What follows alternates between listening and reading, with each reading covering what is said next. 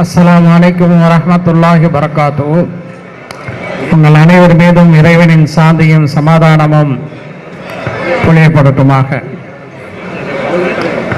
எத்தனையோ நோன்பு திறப்பு நிகழ்ச்சிகளை அரசியல் கட்சிகள் நடத்தி வருகின்றன. அத்துணை நோன்பு திறப்பு நிகழ்ச்சிகளிலிருந்து விடுதலை சிறுத்தைகள் கட்சி நடத்தக்கூடிய நோன்பு திறப்பு நிகழ்ச்சி முற்றிலும் வேறுபட்டது. என்ன காரணம் என்றால், நோன்பு வைத்திருப்பவர்களை அழைத்து நோன்பு திறப்பு நிகழ்ச்சியை நடத்தக்கூடிய விடுதலை சிறுத்தைகள் கட்சியினுடைய தலைவர், நாடாளுமன்ற உறுப்பினர், எழுச்சி தமிழர் முனைவர் தொல் திருமாவளவன் அவர்கள் தொடர்ந்து 22 ஆண்டுகளாக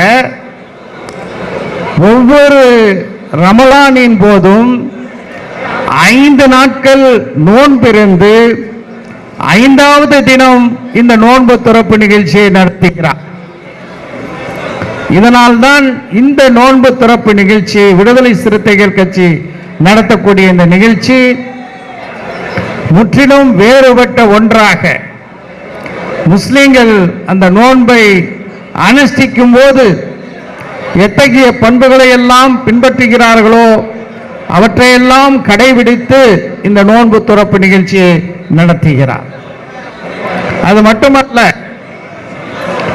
மதமாற்றத்தை பற்றி வட இந்தியாக்களிலே மிகப்பெரிய எதிர்ப்புகள் வரக்கூடிய ஒரு சூழலிலே தமிழ்நாட்டில் 1981 நடைபெற்ற மீனாட்சிபுரம் மதமாற்றத்தை பற்றி நேரிலே ஆய்வு செய்து, மீனாட்சிபுரத்திலே பட்டியலின மக்கள் இஸ்லாத்தை தழுவினார்கள் என்றால் அதற்கு காரணம் பணம் அல்ல, ஆசை வார்த்தை அல்ல, உண்மையிலேயே தீண்டாமையிலிருந்து விடுதலை பெறுவதற்கு இஸ்லாம் தான் வழிகாட்டுகிறது என்பதை தன்னுடைய ஆய்வின் மூலமாக, PhDயின் மூலமாக அந்த ஆய்வு பட்டத்தை பெற்றவர் நம்முடைய அருமைக்குரிய சகோதரர் திருமா அவர்கள் என்பதை நிச்சயமாக நாம் மிக மகிழ்ச்சியாக இந்த நேரத்தில் எண்ணி பார்க்க கடமைப்பட்டு இருக்கின்றோம்.